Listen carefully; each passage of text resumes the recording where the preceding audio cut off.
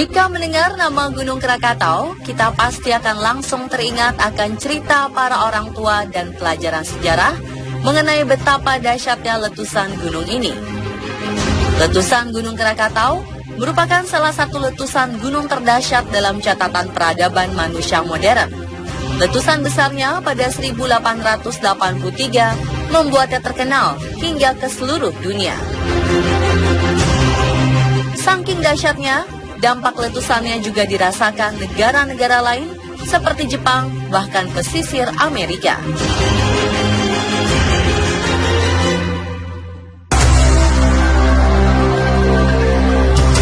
Saat ini kita dapat melihat sisa-sisa letusan Gunung Krakatau yang telah terbentuk menjadi gugusan kepulauan kecil, yaitu Pulau Sertung, Pulau Panjang, Pulau Rakata, dan Pulau Anak Krakatau.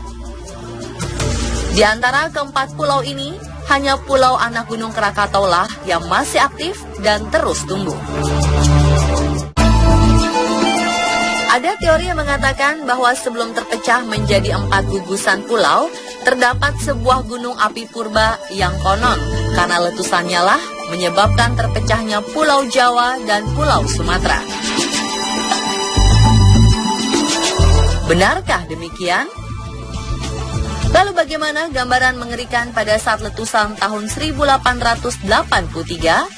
Pemirsa, inilah sejarah Gunung Krakatau.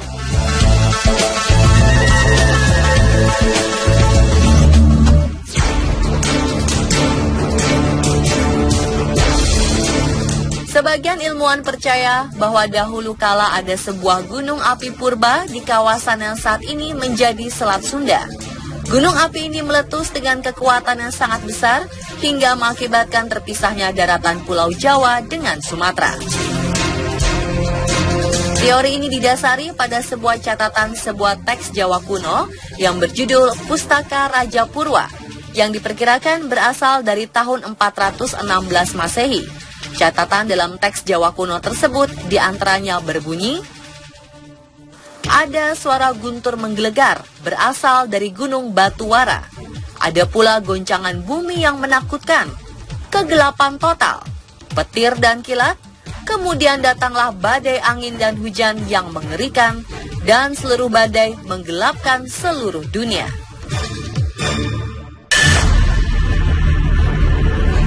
Sebuah banjir besar datang dari Gunung Batuwara dan mengalir ke timur menuju Gunung Kamula.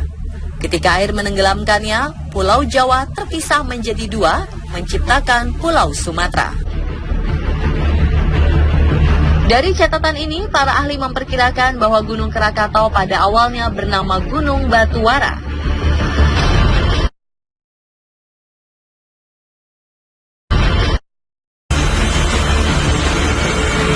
Berdasarkan catatan Pustaka Raja Parwa tersebut dapat diketahui bahwa ketinggiannya mencapai 2000 meter di atas permukaan laut. Dan letusan tahun 416 Masehi telah menghancurkan 3/4 bagian tubuh gunungnya, serta menyisakan bagian yang kemudian menjadi Pulau Rakata, Pulau Panjang, dan Pulau Sertung. Namun ternyata letusan besar ini pun bukan merupakan akhir dari teror Gunung Krakatau. Jauh di tengah keheningan Selat Sunda, Gunung Rakata terus tumbuh dan menjadi sebuah bom waktu.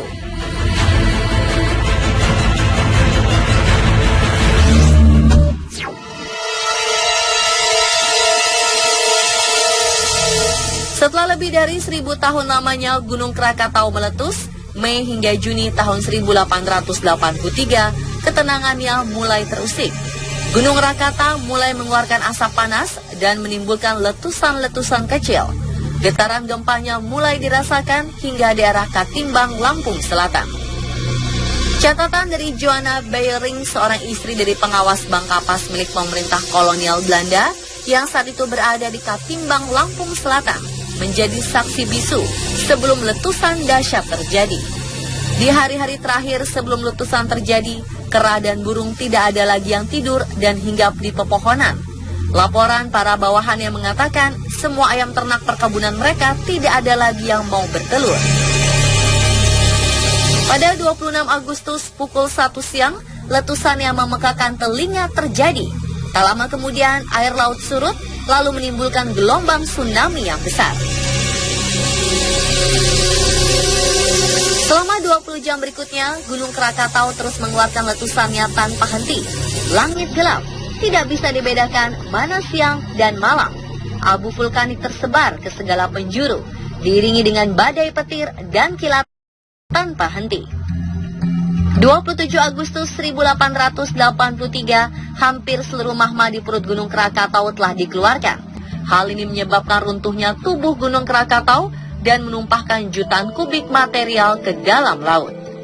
Akibatnya gelombang tsunami setinggi 40 meter menghantam pesisir selatan Sumatera dan Anyer di Pulau Jawa.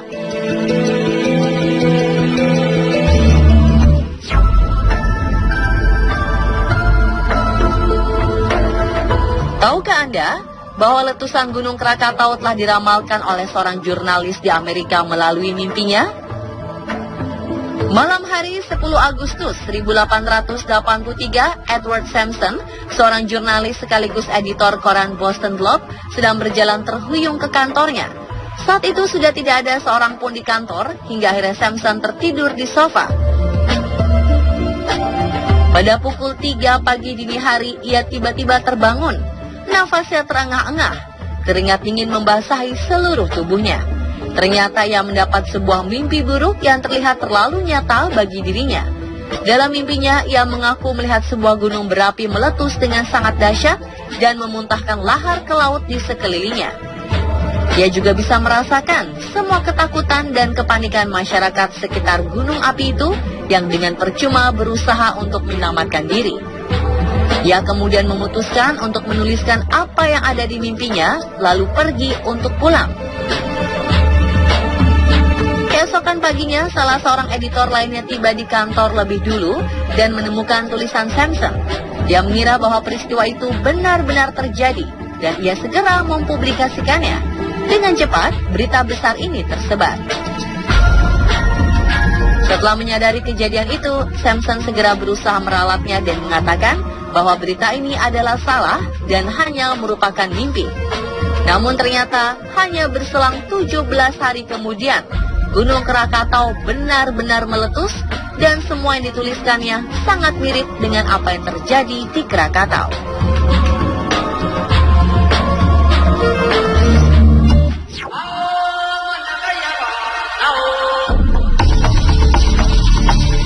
Tim On The Spot berusaha mendapatkan kesaksian yang diceritakan secara turun-temurun dengan mendatangi lokasi pesisir dari daerah Raja Basa di Lampung Selatan, tepat di mana Joanna Bayerings berada saat Krakatau meletus pada Agustus 1883.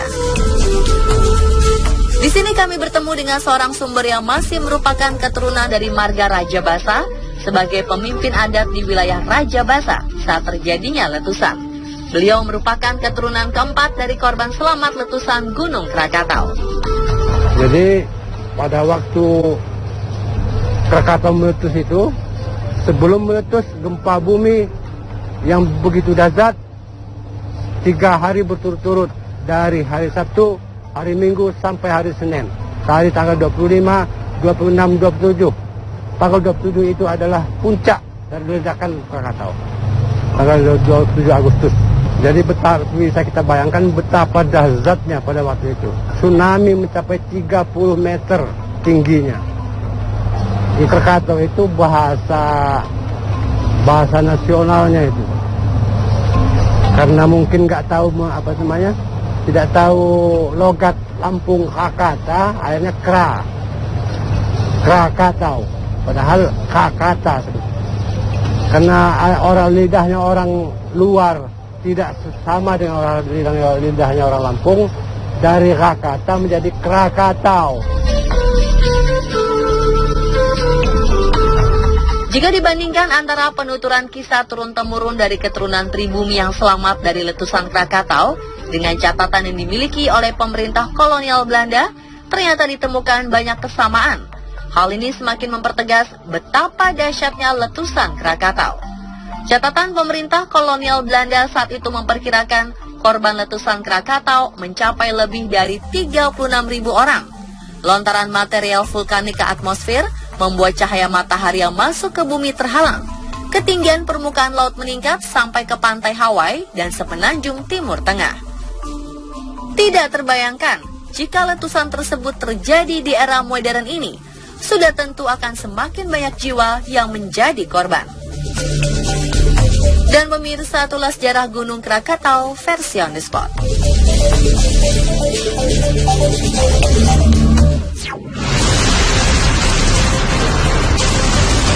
Jutaan jiwa melayang akibat perang dan kepentingan politik lainnya. Peristiwa apa sajakah yang paling banyak memakan korban jiwa akibat pembantaian besar-besaran? Simak informasi serta sejarahnya setelah jeda yang satu ini, tetap di On The Spot.